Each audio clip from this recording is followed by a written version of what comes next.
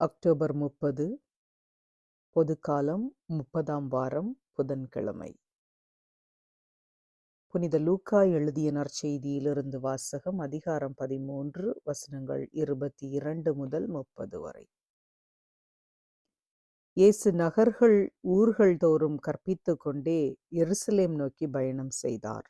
அப்பொழுது ஒருவர் அவரிடம், ஆண்டவரே, மீட்பு பெறுவோர் சிலர் மட்டும்தானா என்று கேட்டனர். அதற்கு அவர் அவர்களிடம் கூறியது, இடுக்கமான வாயில் வழியாக நுழைய முந்தி வாருங்கள். ஏனெனில் பலர் உள்ளே செல்ல முயன்றும் இயலாமல் போகும். வீட்டு உரிமையாளரே, எழுந்து கதவை திறந்துவிடும் என்று கேட்பீர்கள்.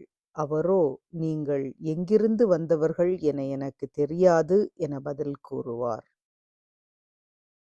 அப்பொழுது நீங்கள், நாங்கள் உம்மோடு உணவு உண்டோம், குடித்தோம், நீர் எங்கள் வீதியில் கற்பித்தீரே என்று சொல்வார்கள். ஆனால் அவர்கள், நீங்கள் எவ்விடத்தாரோ எனக்கு தெரியாது, தீங்கு செய்வோரே, அனைவரும் என்னை விட்டு அகன்று போங்கள் என உங்களிடம் சொல்வார். ஆபிரகாமும் ஈசாக்குக்கும் யாக்கோபுக்கும்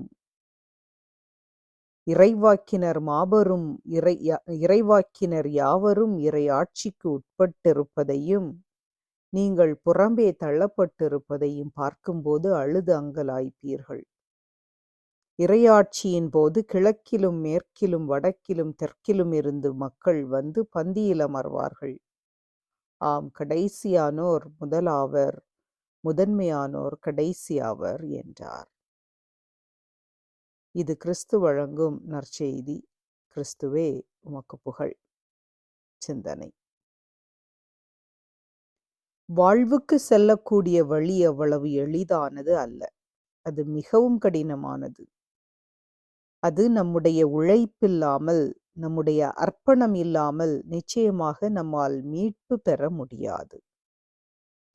நாம் அனைவருமே கடவுள் விரும்பக்கூடிய வாழ்வை வாழ வேண்டும். அப்படி வாழுகின்ற போதுதான் நாம் இறைவனின் அன்பை பெற்று அவரது விருந்திலே பங்கெடுக்க முடியும்.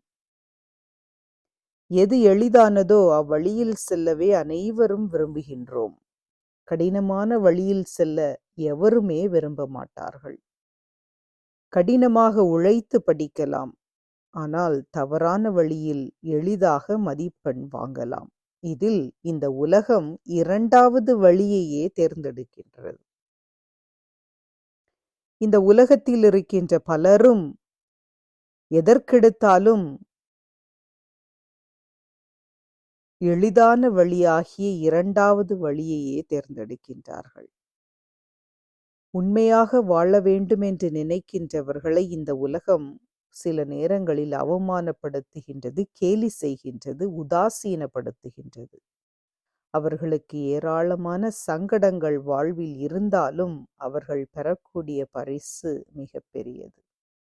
எனவே நமது வாழ்வில் நாம் எத்தகைய வழியை தேர்ந்தெடுக்கின்றோம் என்று இன்று கேட்டு பார்ப்போம்.